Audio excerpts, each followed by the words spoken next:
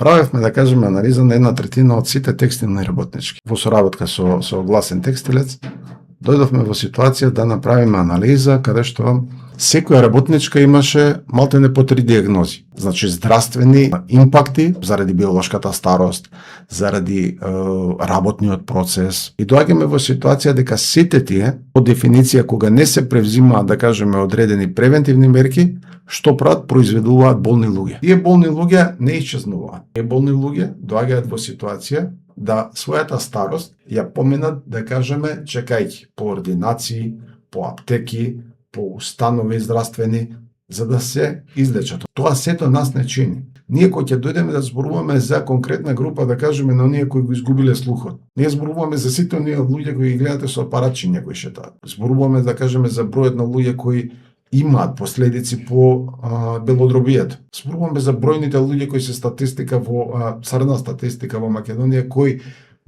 трет причинител за смртност во Македонија е белодробијето. Карцином на белодробие, проблеми со белодробието. Број 1 е кардиоваскуларниот, број 2 се карциномите, неоплазмите и така натаму. Сега кога доаѓаме во ситуација дека тие се убиците на македонското население, кога доаѓаме дека тие се оние кои треба да го бараме причинителот десетина години наназад во работниот процес, во условите за живење, начинот на комбинација на тие мерки кои се многу често ќе дојдеме да видиме дека многу работи кои треба да ги превземеме на време, да ги превзимаме. Многу работи ги буткаме по чергиче.